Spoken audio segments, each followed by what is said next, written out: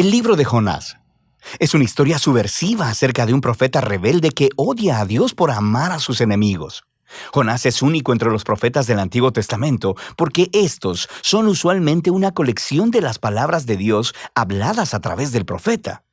Pero este libro en realidad no se enfoca en las palabras del profeta. Más bien, es una historia acerca de un profeta realmente malo y desagradable. Jonás aparece solo en otra ocasión en el Antiguo Testamento, durante el reinado de Jeroboam II, uno de los peores reyes de Israel. Y Jonás profetizó a su favor, prometiéndole que ganaría una batalla y tendría de vuelta todo su territorio en la frontera norte de Israel. Ahora, es importante saber que el profeta Amós también confrontó a Jeroboam y a través de él, Dios específicamente revirtió la profecía de Jonás, prometiendo que Jeroboam perdería esos mismos territorios porque era muy malvado.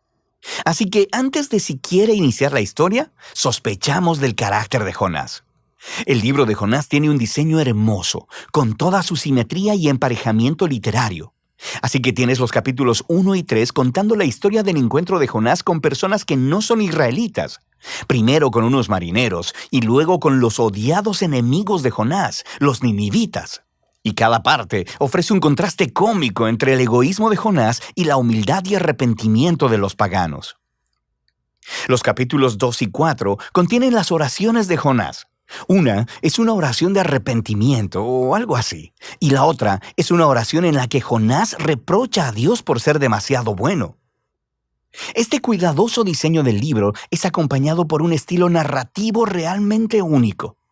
La historia está llena de personajes estereotipados que irónicamente hacen exactamente lo contrario de lo que piensas que harán. Tienes al profeta, el hombre de Dios, que se revela y odia a su propio Dios. Tienes a los marineros, que se supone son muy inmorales, pero en realidad tienen corazones blandos y arrepentidos y se vuelven a Dios en humildad. Tienes al rey del imperio más poderoso y sanguinario del planeta, y él se humilla delante de Dios por un sermón de 5 palabras de Jonás, y hasta las vacas del rey se arrepienten. Esta clase de historia encaja con lo que hoy llamaríamos una sátira. Estas son historias sobre figuras bien conocidas que son colocadas en circunstancias extremas y utilizan el humor y la ironía para criticar su estupidez y defectos de carácter. Profundicemos y veremos cómo todas las piezas encajan juntas. La historia inicia con Dios comisionando a Jonás para ir a predicar contra la maldad y la injusticia en Nínive, la ciudad capital del imperio asirio, el amargo enemigo de Israel. Pero en lugar de ir al este, a Nínive, Jonás se va en la dirección opuesta, encontrando un barco que va lo más al oeste que se pueda, a Tarsis. Ahora, la gran pregunta aquí es, ¿por qué? ¿Por qué huye Jonás? ¿Tiene miedo? ¿Le caen mal los ninivitas? Todavía no se nos dice. Así que el hombre de Dios intenta huir de Dios y aborda un barco lleno de marineros paganos. Entra en la nave y se queda dormido. Así que Dios envía una gran tormenta para despertar a su profeta, mientras, irónicamente, los sinceros marineros están completamente despiertos a todo lo que está sucediendo. Ellos pueden discernir que un poder divino está obrando aquí. Ellos echan suertes y descubren que Jonás es el culpable. Así que le piden que se explique, y Jonás escupe un montón de habladurías religiosas. Él dice, sí, soy hebreo y adoro al Señor, al Dios que hizo el mar y la tierra. Es una broma, ¿verdad? Dios hizo el mar y la tierra, claro que sí. ¿Y Jonás es tan tonto como para huir de este Dios subiéndose a un barco? Y cuando los marineros le preguntaron a Jonás qué es lo que deberían hacer, él les dice, mátenme lanzándome por la borda. Lo que parece muy noble al principio, hasta que te das cuenta que esto podría ser lo más egoísta que ha hecho hasta ahora. Quiero decir, ¿qué mejor forma de evitar ir a Nínive? Así que pone su sangre en las manos de estos marineros inocentes al tratar de obligarlos a matarlo. Y ellos se resisten, por supuesto, y se arrepienten delante de Dios incluso mientras lo arrojan. La tormenta se apacigua y ellos terminan temiendo al Dios de Israel. Y a diferencia de Jonás, ellos realmente adoran a Dios. Pero Dios frustra los planes de Jonás para escapar de Nínive. Mientras Jonás se hunde, Dios provee una extraña tumba acuática para él, el estómago de un gran pez. Ahora, por supuesto, en circunstancias normales esto sería la muerte segura, Pero en esta historia todo está de cabeza.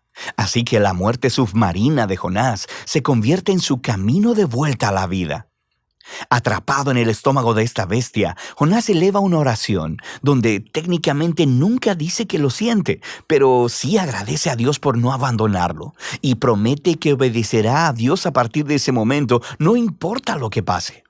Y la respuesta de Dios es algo cómica. La ballena vomita a Jonás en la tierra seca. Así que una vez más, Dios envía a Jonás a predicar en Nínive y Jonás obedece. Se nos dice que Nínive era una ciudad gigantesca. Tomaría varios días caminar a través de ella. Así que Jonás tiene solo un día y aquí está su mensaje. En 40 días, Nínive será arrasada. Esas son 5 palabras en hebreo. Este sermón es muy corto y también algo extraño. Quiero decir, mira lo que le falta. No se menciona lo que los ninivitas han hecho mal, ni lo que deben hacer o cómo deben responder. No hay mención de quién los destruirá, y lo más notable, no se menciona a Dios. ¿Qué está pasando aquí? ¿Está Jonás intencionalmente dando la mínima cantidad de información? Es como si él estuviera intentando sabotear su propio mensaje o asegurar la destrucción de los ninivitas. Jonás no está haciendo ningún esfuerzo. Sean cuales sean sus motivos, el plan no funciona, porque tan pronto predica su sermón de 5 palabras, el rey de Nínive y la ciudad entera, incluyendo a las vacas, se arrepienten en silicio y ceniza. Así que, por segunda vez, esos paganos malvados muestran que son más sensibles que el mismo profeta de Dios. De manera que Dios perdona a los ninivitas y no destruye la ciudad. Ahora, aquí tenemos la parte brillante de la historia. La última palabra del breve sermón de Jonás, arrasada, significa allanada, y puede referirse a una ciudad siendo arrasada o destruida como Sodoma y Gomorra, pero también puede usarse para referirse a algo siendo transformado, cambiado en su opuesto. Así que, cómicamente, las palabras de Jonás se vuelven realidad, pero no de la manera en que él esperaba. Nínive sí fue arrasada, conforme los enemigos de Jonás se arrepienten y encuentran la misericordia de Dios. El capítulo final une todas las piezas. Jonás está completamente enojado y eleva su segunda oración. Primero le dice a Dios la razón por la que huyó en el capítulo 1. No fue porque tuviera miedo, más bien fue porque él sabía que Dios era muy misericordioso. Y esto es genial. Jonás cita la propia descripción de Dios de sí mismo del libro de Éxodo y se la echa en cara a Dios como un insulto. Él dice que sabía que Dios es compasivo y que encontraría alguna manera de perdonar a esos horribles ninivitas. Puedes oír el disgusto en la voz de Jonás. Después, Jonás interrumpe la conversación y ora porque Dios lo mate ahí mismo. Él prefiere morir antes que vivir con un Dios que perdona a sus enemigos. Afortunadamente para Jonás, Dios no accede y simplemente pregunta si el enojo de Jonás es justificado. Jonás ignora la pregunta y se va a las afueras de la ciudad a acampar en una colina cercana para esperar y ver qué sucedería. Ya sabes, puede ser que los ninivitas se arrepientan de haberse arrepentido y acaben rostizados después de todo. Lo que sucede después es muy extraño.